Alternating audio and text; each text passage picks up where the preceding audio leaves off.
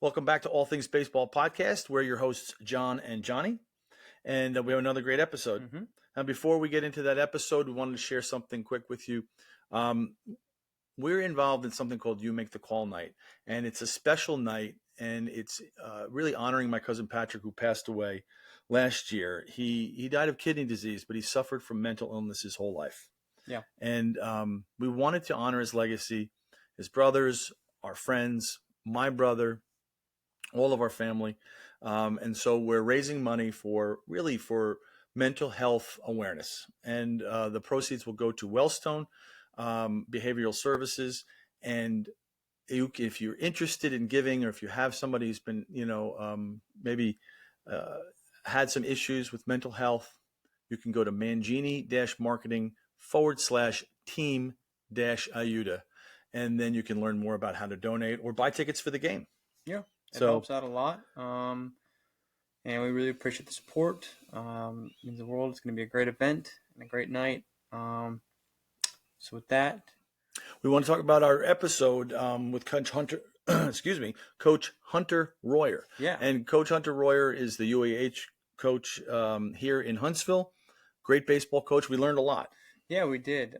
He's in his 16th season right now with the UAH Chargers. Yeah, I mean, just what a great conversation, great coach, and we definitely learned a lot. Like, it's pretty cool. He keeps it old school. Old school for sure. Yeah. Poppy really, would have loved that. Pop really would have loved that. Really knowledgeable. He keeps the game, where it should be with just the fundamentals and the basics, and utilizes small ball and all the aspects of the game that get overlooked nowadays. For sure. And we took away that he loves to play the game hard. And, he's looking for grizzled players that are tough mentally, that can overcome failure because they know that there's failure in the game.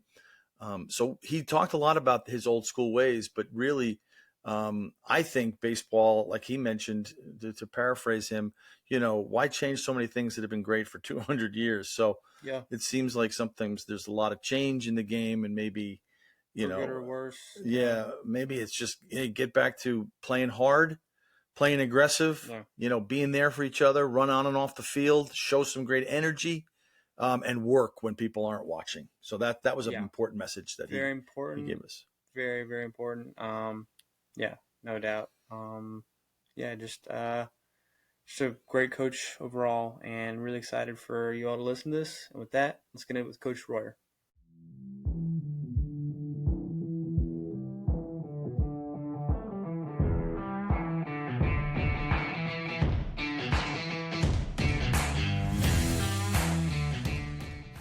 Been focused on scouting and recruiting most recently, and you're our first college coach to come on, so we really appreciate it, and we want to learn a little bit about you and the program. So if you could kind of take us through your background, that'd be great.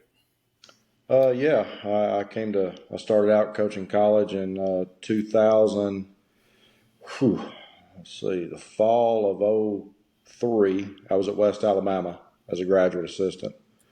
I was there for 3 years. I came to UAH as an assistant in the fall of 06. Assistant 3.5 years, kind of took over halfway through the season.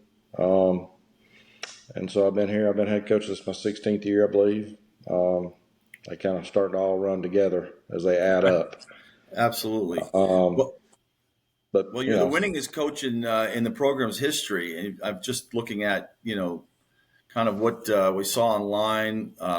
You've won the Gulf South Conference. You've had some great players come through the program. Johnny, you've played with a few, haven't you? I have, yeah. You've coached Palmer Ford, Tyler McCown, Taylor Clemens, just to name a few guys that I got to play with. Good players. Great guys, yeah. I enjoyed playing with them, and it was awesome. I got to see them and talk to them, and it just spoke so highly of the program and you guys. And I watching you guys, I definitely, I could tell there was definitely a culture there that had been, woven over time. And, can you speak a little bit on, just how, like, what it started to look like when you first got there to what it is now? Like, when I got here as an assistant, we were pretty bad. I think they'd won 10 games the year before, and I came in here and we were pretty bad. And it was all about, even as an assistant, trying to get them to think a little bit differently. Because I came from a winning program that went back-to-back regionals, won the conference, so I had an idea of what we needed to do, the route we needed to go. Saying that, UAH is a little bit of different. Our academics are really high, so that coming from where I came from, don't get me wrong, it makes my job a lot easier having good students. But it just made the road a little tougher getting some players. So the first thing, for me is I'm a little bit old school in a lot of things we do. And I know it's not popular nowadays in a lot of ways. But I'm too old to change totally. I have changed quite a bit. If got former players come to practices a lot and games, like, man, you would have killed us. I hear that all the time. Right. I told the story last week. I said, let me tell you something. If I did what I did in 2014, I'd be washing dishes somewhere. That's just. I told the story how we got beat at West Georgia on a Sunday, and we played awful. We rode the bus 3 hours home, got off the bus, went to practice till about 11 p.m. that night, about 6 hours. There was a lot of running, a lot of working. Somehow we won about 16 in a row after that, so kids were tough, and I believe in them being tough, and I think we do have a good culture, but I think that's got a lot to do with the kind of kids we get and the families that are involved in the program, and UAH is a good place to be. I'll say that. I'll just tell you a story. We got Rapsodo, but this is how kids are trained these days. It's a bullpen session, and he throws one that's, whatever the movement was. And he said, man, that's really good. And I thought, well, who's swinging at it?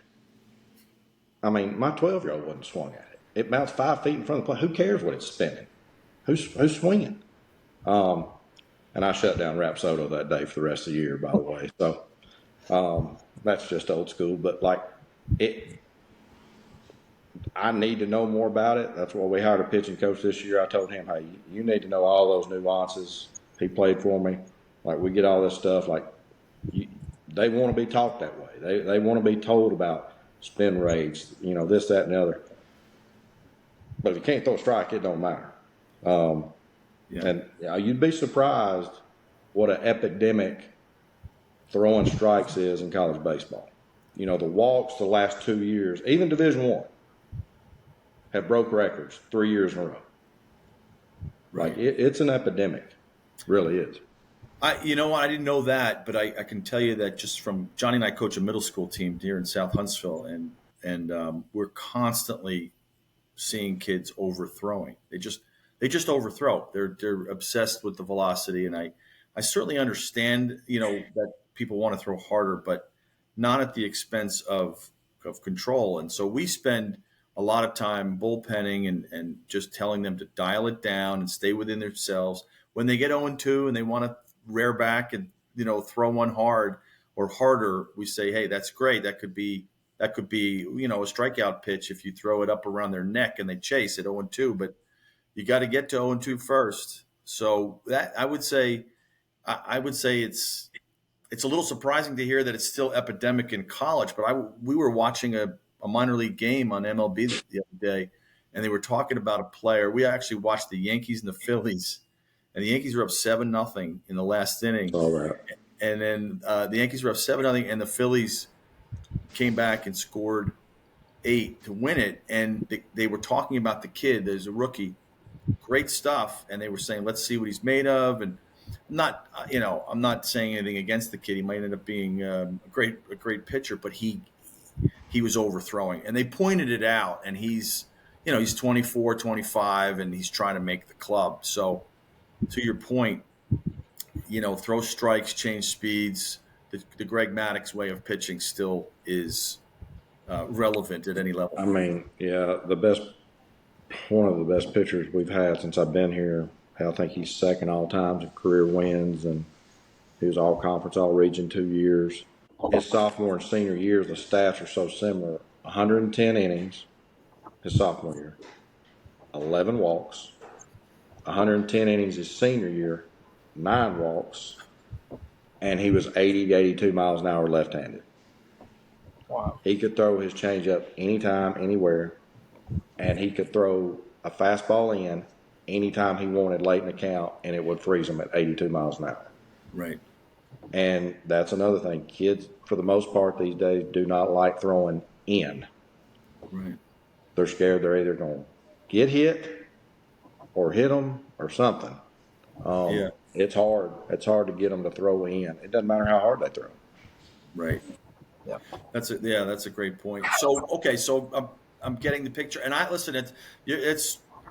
think it's great to hear that in the age of all these metrics and all these things, that there's still old school baseball that's being coached and played at a high level, because your record speaks for itself. And I think that's important, because baseball IQ and throwing strikes and, being a disciplined hitter and all the things that, I grew up with are still very, very important. So when you're recruiting, when you're out there scouting, players, and you pride yourself on finding those gems, which you said is harder to do.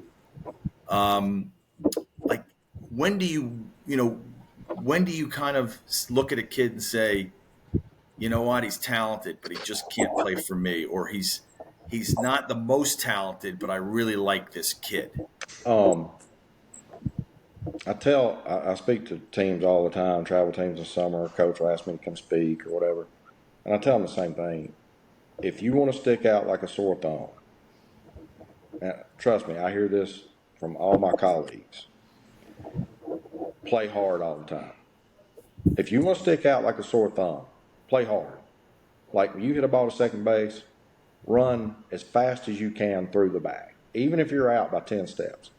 Like, you will stick out unbelievably. You hit a fly ball to left, get halfway to second or second base. Like, body language. Have good body language. You're 0 for 4 for the day, 2 strikeouts. Be one of the first guys out of the dugout to pick somebody up when they score. Just little stuff that it's hard to find. I know that sounds crazy, but it's hard to find guys that hustle all the time. And I just, quick story. When I was an assistant here, I told you weren't very good. And as after my first year, I went to the Tennessee JUCO state tournament. And I'm just looking for players, man. Like, I'm trying to find players that play. And I see a kid run onto the field at Columbia State. I mean, he flies out of that dugout all the way to center field. It just caught my eye, and I thought, third out's made, and he just fast as I'm talking fast. He leads off, gets hit by pitch, and flies to first. I walked to the dugout, and I said, Coach Bratton, does that guy do that all the time? He said, every day. I said, when this game's over, and this was against the rules, by the way. I said, when this game's over, I'm going to be down in the parking lot behind that bus in the far left corner. You tell him to come down there and see me. He went 0 for 4 that day, 0 for 3, he got hit by pitch. And I offered him a scholarship that day, because we needed players like that to get it going. Now he hit like 300 on the year or whatever. Little guy. He was a 6'6" runner. And every day for 2 years, he ran like that on the field. And you'd be surprised what that did for everybody else. Right. I mean, he got hit by 25 pitches. He had 20 walks. He had on base of 450. Stole 23, 24 bases every day for 2 years. Every day. And it just, I think that's one of the biggest contributors to kind of turned us around and got us going in the other direction as far as how we played. Right. So if kids would do that, they stick out. They stick out. Yeah, absolutely. Have you been to a game that you were scouting a certain player and it ended up being a different player that you found that day that Oh you ended yeah, up? Yeah. oh yeah. Man, I've been to. I like to see a kid do well, of course, when I go watch him. But maybe the second time or third time I see him, it doesn't bother me if he has a bad game. I know that sounds crazy, but I want to see how he reacts and his body language, how he carries himself on and off the field. Yeah, I've went and watched several players and just seen such bad body language. I'm like, I can't deal with it. I mean, if it's this bad, I mean, it happens all the time. I mean, you'd be surprised, and I've missed on a few guys because they went somewhere else and been really good. But it's hard to break, man. It's hard to break on an 18-year-old kid. Right. Like it's just tough. Definitely. Yeah, I think the thing that you can teach is, you can work on the things on and off the field, but if a kid is stubborn in his ways a little bit, I think that's something that it can be hard. Especially when you're recruiting JUCO. Now, if you look at our roster, we got some JUCO guys, but traditionally, our best players have always been our high school players that come in the program, that are here for 4 years.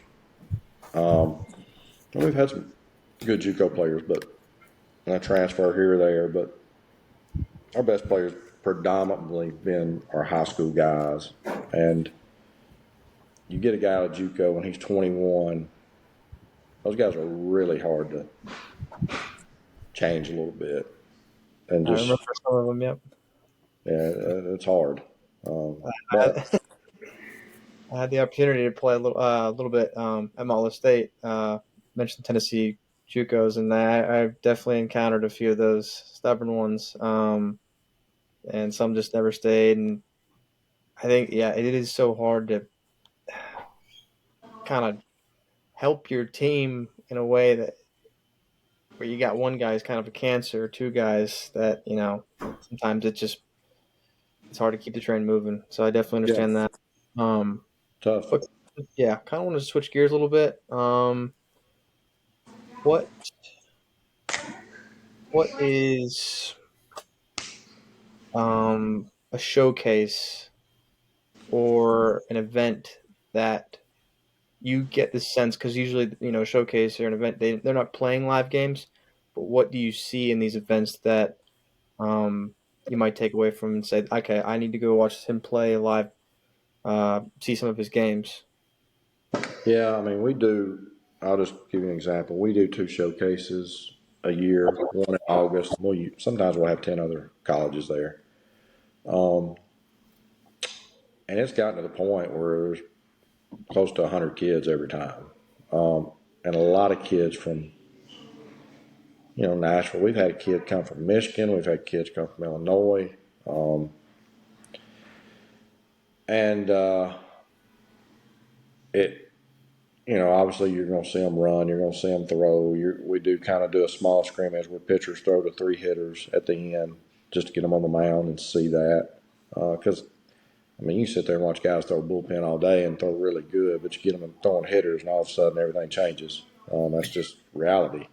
Yep. We're looking for the same things. We want to see how they interact with other guys, see their body mannerisms, excuse me. Obviously, you're sitting there throwing BP to them. Want to see their footwork on the infield. Want to see them throw off man. Just normal things you're looking for in a showcase. And yeah, for me, and we've actually had some luck in our showcase. We've signed some kids last few years out of it, but I still want to see them playing a game. That's now we've had to sign kids out there before and didn't really get an opportunity to see them in a game because we do it in August and the season's not until spring. But you do enough back work on them and try to figure out good fits and all that stuff. But I still like watching them in a game, man. I still like watching them in that high school setting if they're on a successful team that's in the playoffs and there's a lot on the line. And I still enjoy that, more than anything, to be honest. I could see that. What's the hardest position to recruit? Is it pitching? Yeah. Yeah, there's not enough of it. I know that. I know that's been said for 100 years, but there's just not enough pitching. I mean, there's just not. Right. It has changed. I can't explain it, but every coach talks about it. There's not enough.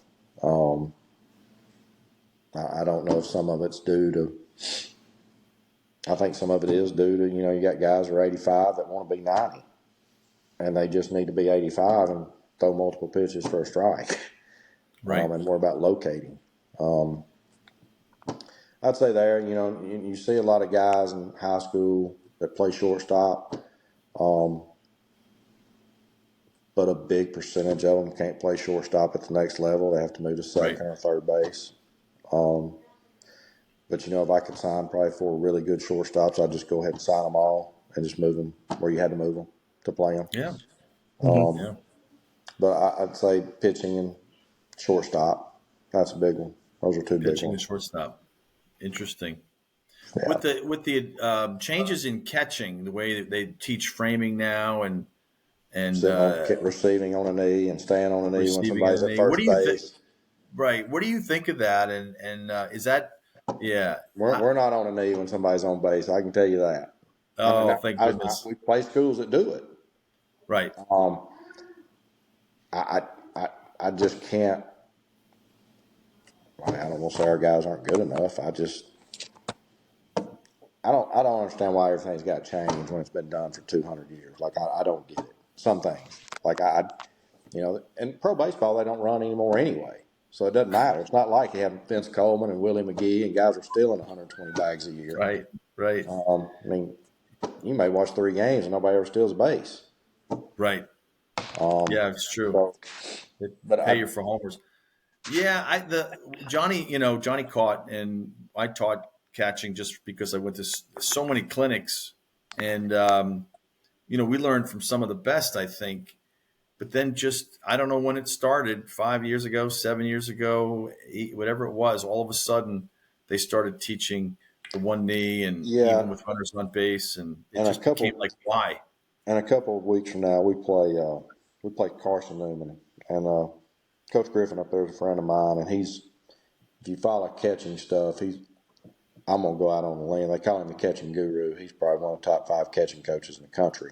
We saw him at CatcherCon like 7 years ago with Zan. Yeah, I know him well. Unbelievable, and we're friends. And they come down here in a couple of weeks, and we're gonna play. And we're coaches get together during BP and talk about everything. So we're gonna have a long conversation about that, and I'm gonna talk to him about it. But I've told him it's coming already. So at CatcherCon, he didn't teach that 7 years ago. Johnny, how old are you? 26. 26. So we went to that when Zan started that. Zan Barksdale, I know you know him. Yeah. When he started that, we were at the first one, and your friend was there, and I know that nobody taught it.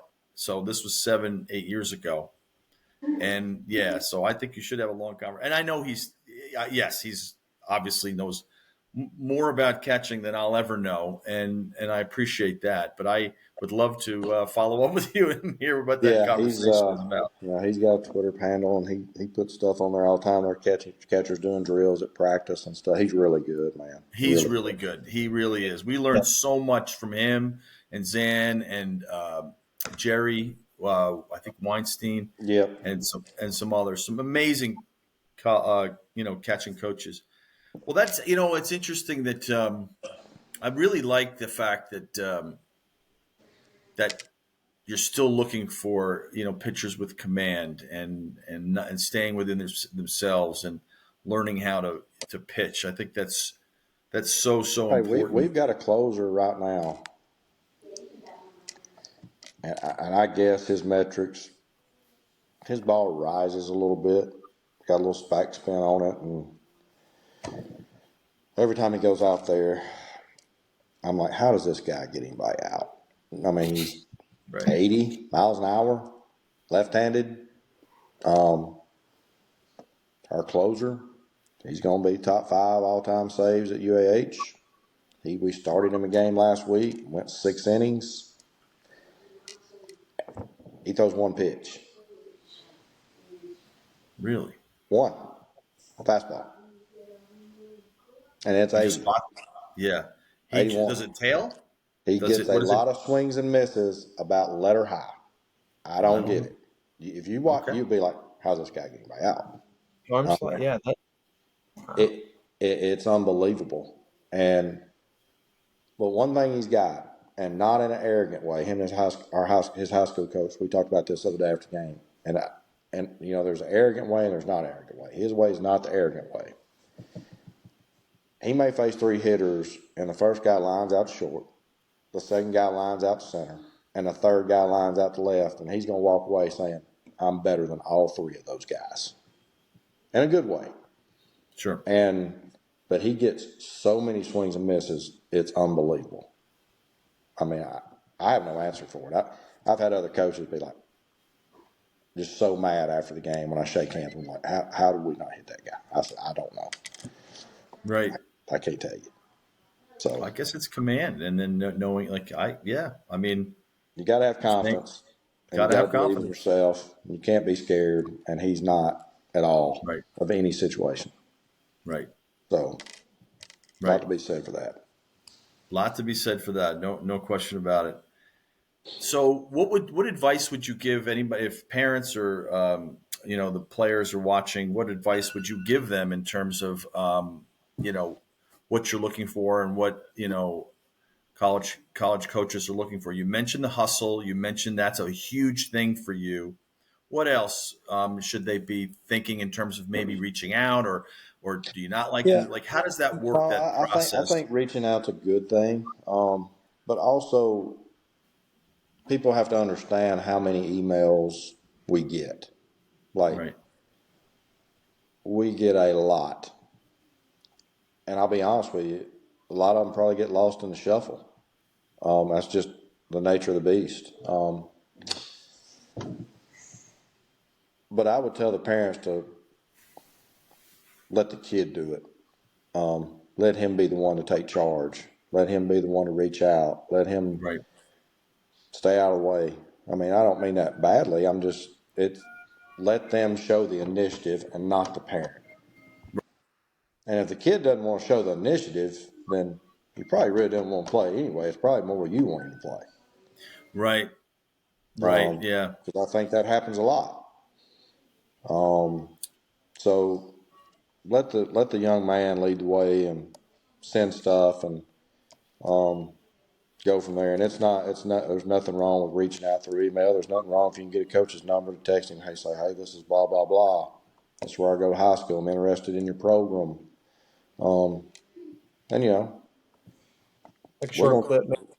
yeah, we'll check it out. We'll contact your high school coach and whoever else we need to contact. In season, it must be tougher, right? So how much can you do in season? You're in the middle of your season right now. Try to be about at a high school game all the time. If we're not playing, we're trying to be somewhere. I mean, Right. it just, between that and, obviously you got kids. My son's a 7th grader and they got games. My daughter's playing travel soccer. So, you're trying to, you're trying to be at a high school game all the time. I mean, you're trying to, find somebody or check up on somebody you've already gotten, or then there's junior college games.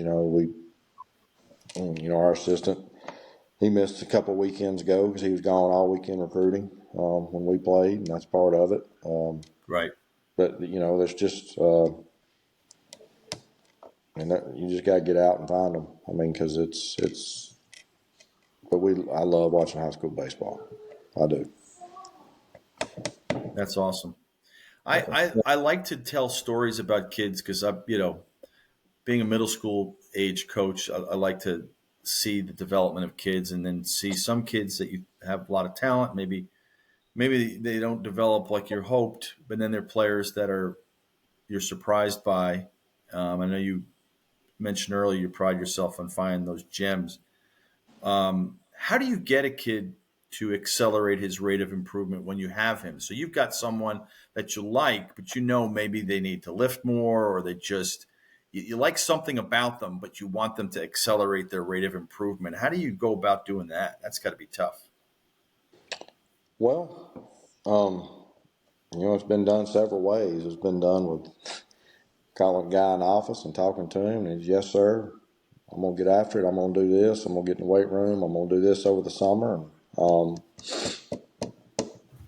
like I said, I'm old school. There's a time when you got to call them in and riot act, Right. I mean, it's, hey, let's go. I mean, you're not at home anymore. Time to grow up. Let them know where they stand. Yeah. I mean, it's, whether people want to admit it or not, it's a job. I mean, it's a job. I mean, I know you're not getting paid at our level, but then essentially you are if you're on scholarship. I mean, we're paying for your school. Right.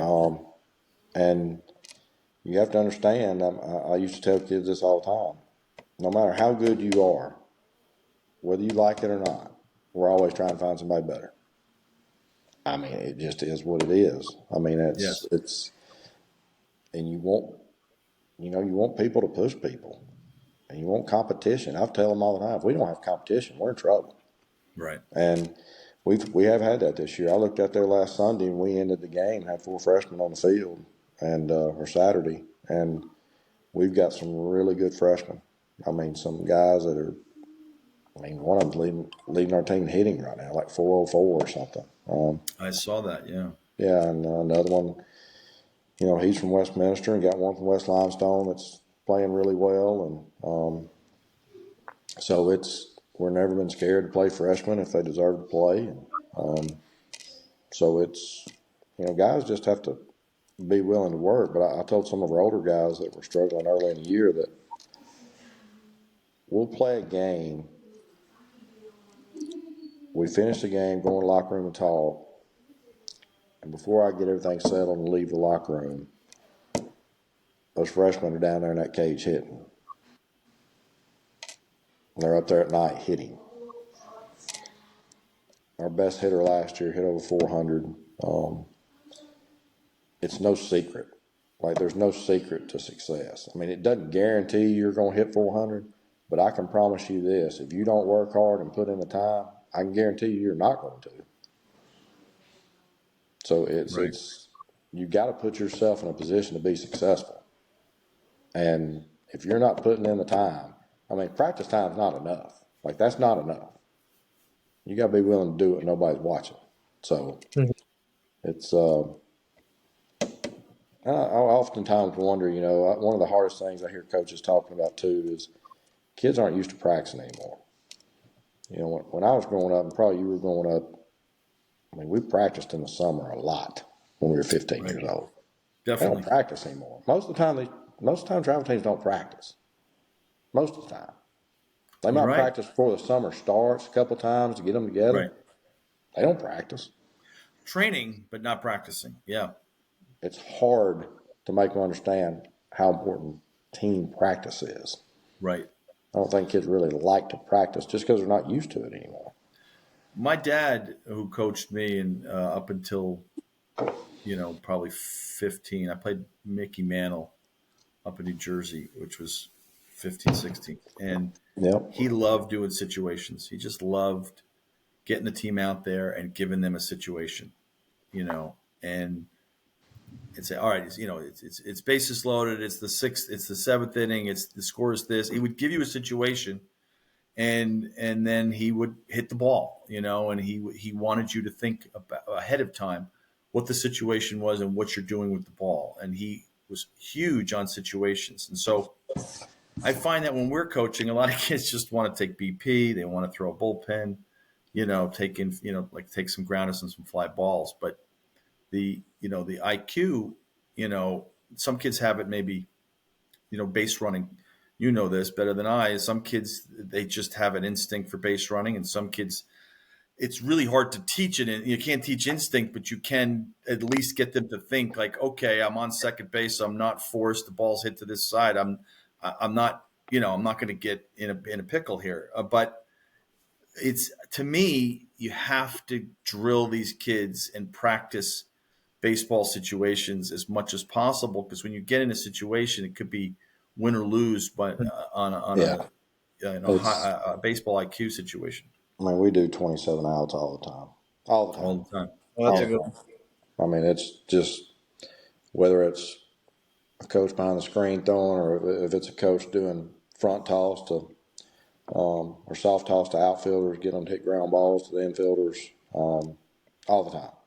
And so, are you amazed at high school players when they come to you? Maybe they're trained well in terms of their bodies, and they're powerful, but maybe they don't understand it because they played a lot of travel ball and they're just playing showcases or games. Yeah,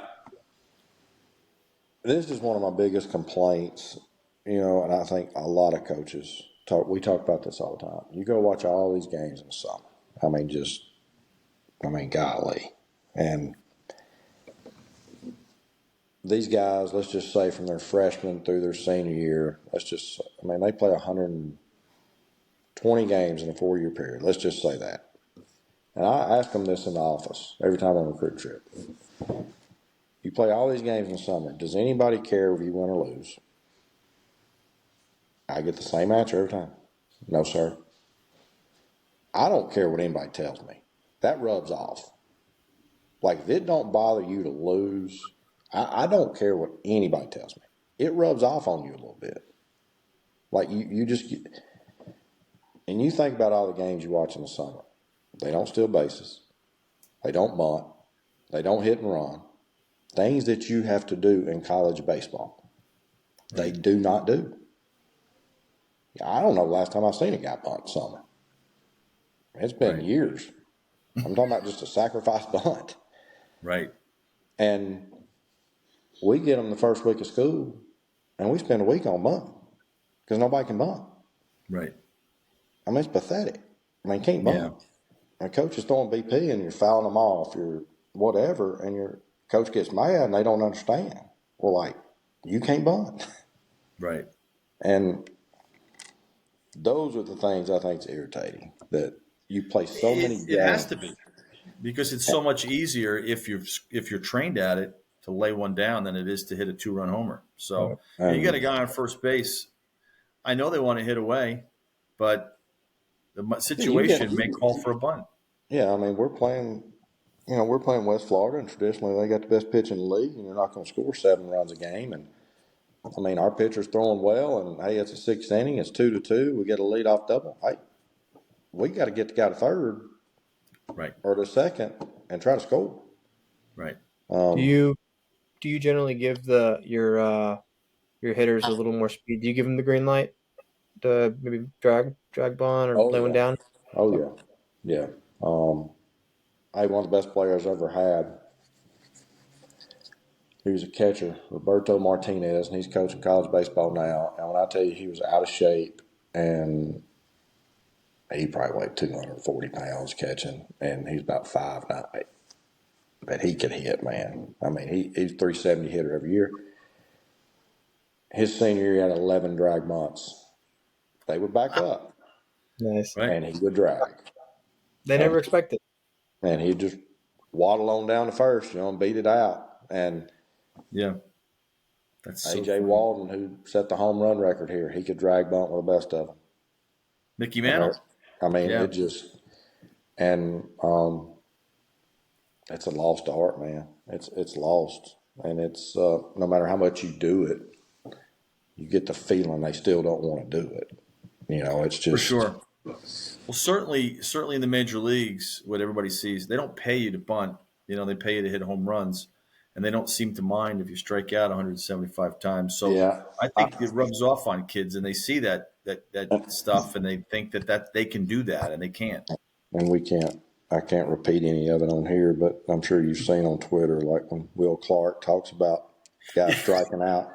I mean, that's a very funny one. I know exactly which one you're talking about, and I mean he's 100% right. I mean, there's a way to play the game, and you cannot strike out a third of the time of your at bats, and unfortunately, have it. Listen, I think those days are over. Unfortunately, those days are probably over. Yeah. Well, the Japanese, we had Justin Foscue on the podcast. And he mentioned when he was with Team USA playing against the Japanese, and he said that he was pretty impressed that they played a different brand of baseball, but he was pretty impressed with the way they played the game because they do stuff like that still, and they win the World Baseball Classic, quite a bit, and they Yeah. usually do it by pitching great and playing great defense and laying down a bunt and being amazing on the base paths. It's rarely, the big home run. Yep. They're really So good. yeah, I love that. I love that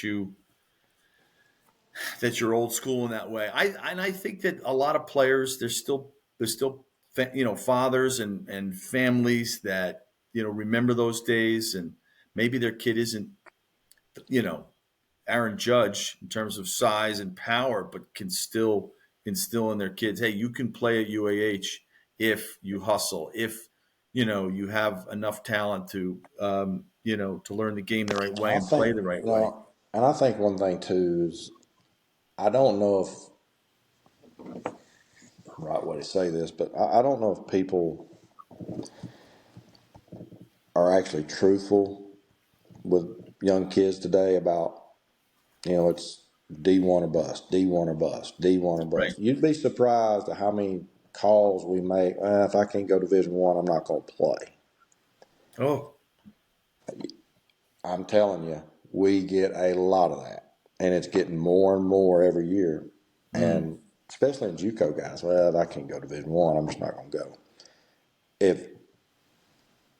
If I would have told my father that hey, UAH is going to pay for my tuition, or 40% of my tuition, whatever, or Division II, I'm not going. He'd said, "Oh, you're going, and you better learn to love it. If they're paying for your school, you better go." Right. But I'm serious. I think that's out there, kind of like D1 or bust, D1 or bust. Instead of telling kids, "Hey, man, look, you're a JUCO player, you're a Division III player, you're a D2 player." Like, there's nothing wrong with that. Right. I mean, play as long as you can play. Right. And, but I think that's just kind of where we're at too. Yeah. Kind of make it tougher to recruit when that's kind of how it is in today's game. So to put together this program that you have, obviously you mentioned about your recruiting coordinator, you got new pitching coach with the learning the metrics. The program costs money. It takes time. It's a lot of things that go into it. And you guys are competitive every year, over 400 victories. Tell me a little bit more about the program, and you've got camps. Tell us a little bit more about how we can share with people what you're doing there and how they could be part of supporting you guys. Well, like I said, for the high school player, we do two showcases a year usually, August and end of October, and those have been quite successful. I mean, I think we got 3 freshmen on our team now that came to showcases last year. Right. So we do get a good bit out of that. Get value in seeing them up close and personal and having conversations with them. And I usually, when they're stretching, meet with all the parents in the stands and talk to them about our program and what to expect. And Right. I'm pretty blunt with them, and say, hey, if you don't want your kid gotten onto, then this is probably not the place for you to come. I just tell them straight up. I'm like, we'll give you a refund today, and you can go ahead and go home. And that has been really good for us. So I'd say any high school kid look into that, because there's other schools there also. Right. And then in the summer, we do kid camps. We do them all month of June, ages 5 to 12. And the big thing out of that is I tell every parent. I mean, because my son's been to them obviously all his life, but I just want them to have fun. I want them to love the game when they leave, and I want them to learn 1 or 2 things during the course of that 3 or 4 days that they can take with them. But I want them to leave every day with a smile on their face and they had fun. I mean, that's what it's all about. And I get this question too from parents that are 6, 7, 8-year-old kids. Hey, who can we go give lessons? Who can give us lessons? And the advice I give every time, I'm not saying it's right because I'm wrong about a lot of stuff, but is go to Walmart, get you about 50 wiffle balls, get out in the yard, and let them hit wiffle balls. Let them have fun and enjoy it. instead of listening to somebody sit there and try to teach them a 6-year-old for an hour, right? And you're spending $60 a session, and a 6-year-old's tuning in and out all the time. Mm-hmm. Yeah, yeah. But you might keep him interested in wiffle ball for 3 hours. I mean, I don't know how you grew up, but nobody was teaching us. I mean, we were trying to figure it out in the backyard. Right. Definitely.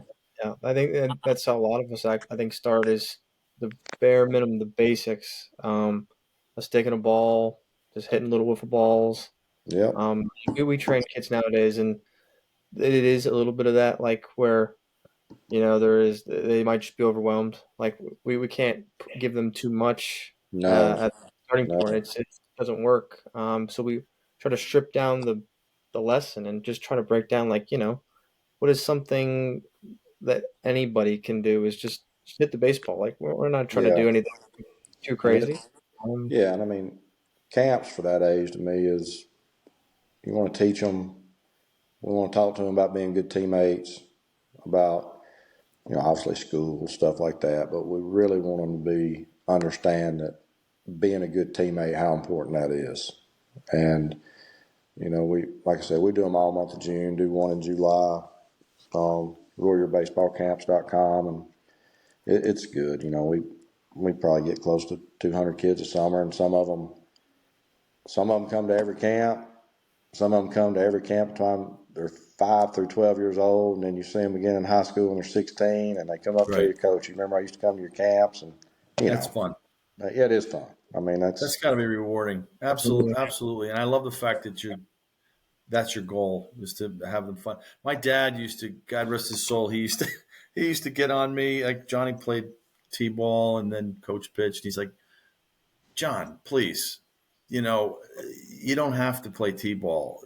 Organize parents getting involved. And he would just say, just have a catch with them. Just have a catch. Let them love the game. He didn't say wiffle ball, but he meant that. He's like, just go in the backyard and toss the ball around, hit the ball around. And so I always remember that, like that, giving a kid too much to do when they're not ready for it may push them away from the game. And different subject here, kind of, but one of the most things I'm proud of in my time is, and I tell the group this every year, is, we've graduated 100% in 15 years. And the other part of that is getting to go to 4 or 5 weddings a summer. And those guys still come around, and no matter how hard you are on them, they're still here.